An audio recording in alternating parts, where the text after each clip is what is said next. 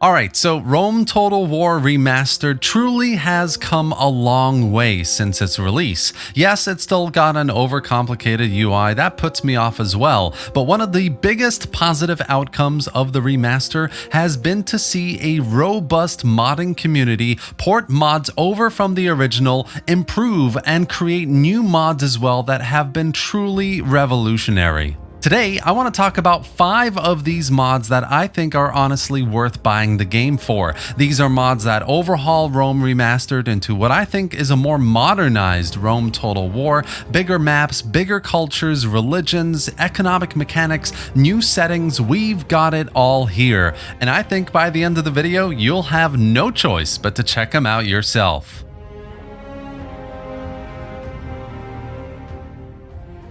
Our first mod is Glory of Rome, a relatively new mod on the scene, but one that absolutely smashed my expectations. We've got a campaign map of about 800 regions with lots of research going into all of this, and for me, the cool part is a ton of effort has already been made to fill out lots of areas with new factions. I love bigger maps like this, but often I find really empty areas surrounded by rebel factions just a bit too jarring. Whereas in Glory of Rome, whatever faction you choose to play has at least 4 or 5 AI factions around them. It's still quite early in development, but for what's already been done, I'm really quite impressed. Italy is divided up into Rome, Roman allies, Roman colonies, and the Roman Senate, which is a very interesting starting set of circumstances, kinda like vanilla, but more complex with the various families all kind of unified under one banner, but still serving the Senate with regular Senate missions.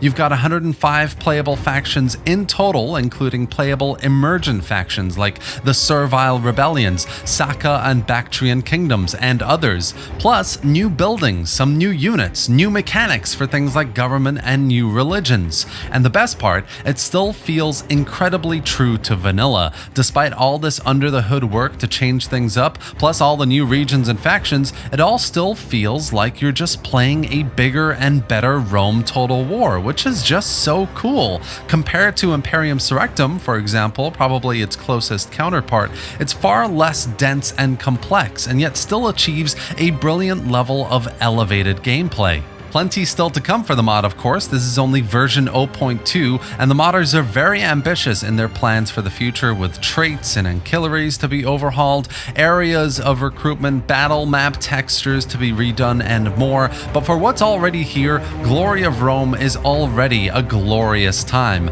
Also, before moving on, a special shout out to the recently released vanilla enhanced mod ported over from the original, which is another great effort for close to vanilla Rome Remastered gameplay as well.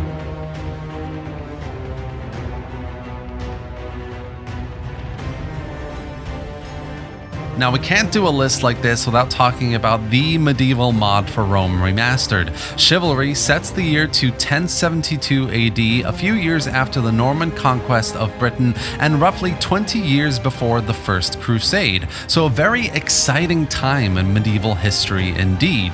The mod is a porting over of the original Chivalry Total War, which was a mod made for Rome Total War, so a lot of factions, units, starting positions, etc. are similar to the original, but with a lot of extra new bits here and there as well. Plus, over the last couple of years, the mod has received some massive updates with updated campaign maps, new campaigns set in the Crusades, and later eras of medieval warfare as well. The main modder, by the way, is Gudea, who, if you don't recognize, is a teacher by day, modder by night, and Total War YouTuber in between. Gudea has been working hard to port Chivalry over to the remaster ever since modding capabilities were extended by Feral, and I have to say the work has been absolutely stellar. The Crusades campaign especially is one of my favorites, with massive new regions, new factions, new cultures, new units, and all on this brilliant new map. It's basically a much better version of the Medieval 2 Crusades expansion,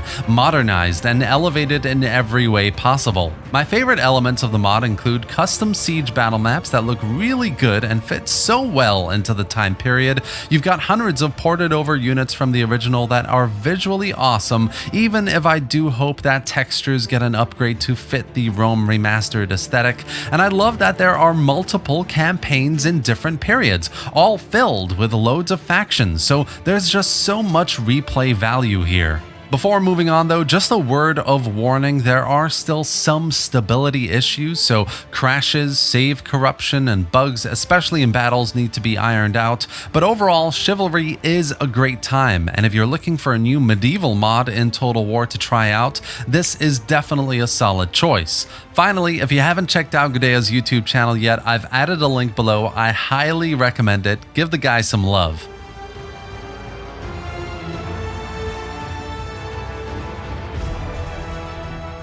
Alright, so this is an interesting one. As you probably know, the official EB team long ago moved on from Rome Total War to release and work on Europabarbarorum 2, one of the greatest mods ever made in Total War. So the Europabarbarorum mods you see here in the Rome Remastered workshops are not from the official team, they are fan overhauls. If you're a fan of the original EB, then the port by RT 2021 is an absolute blast. There are a few other ports or revamps as you can see here in the workshop, but this unofficial port has been my go-to for a while now.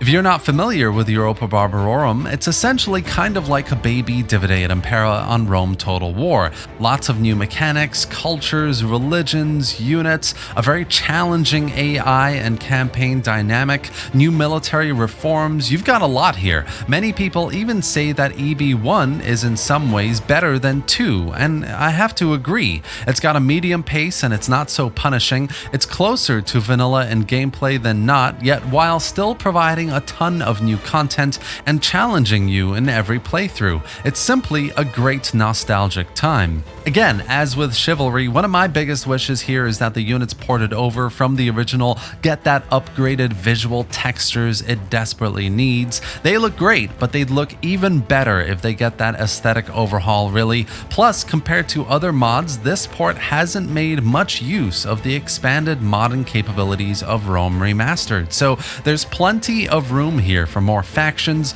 cultures, religions, mechanics as well. Hopefully RT 2021 is working on all of this for a future update. Plus, again, keep in mind that there will be some stability issues here as well, and crashes especially. As a port, it's more difficult to polish these out, unfortunately, but it will in time. And regardless, I still think this Europabarbarorum port is still very much worth playing.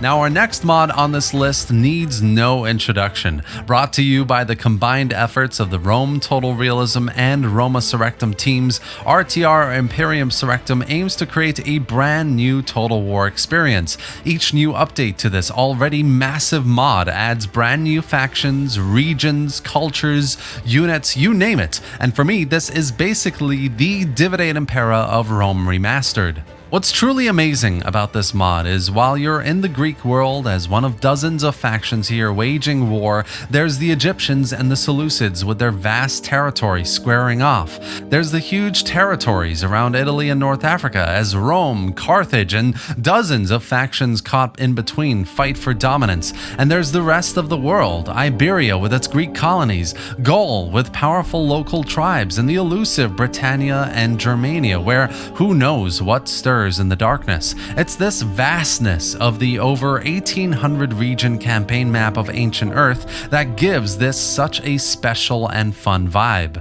The point is, it's all about regional warfare. Think of this like the Paradox game Imperator Rome. You pick a faction, you deal with politics, characters, develop an economy, negotiate alliances, and slowly expand into new territory, taking months or years to conquer your enemies. It's a journey of ups and downs, triumphs and challenges, and before you know it, you've unified Greece and are defending yourself against a new Seleucid threat or a Roman invasion invasion. There's so much here from new cultures, units, buildings, economic systems that it just oozes with replayability, and honestly, the scale of the mod does not detract from it at all. There's still plenty to do, of course, more factions to add, units to polish, balancing to do, but overall, it's incredible. There's a reason why it's the #1 mod on the workshop today, so if you're interested in a DEI-like mod for the game, this is definitely it.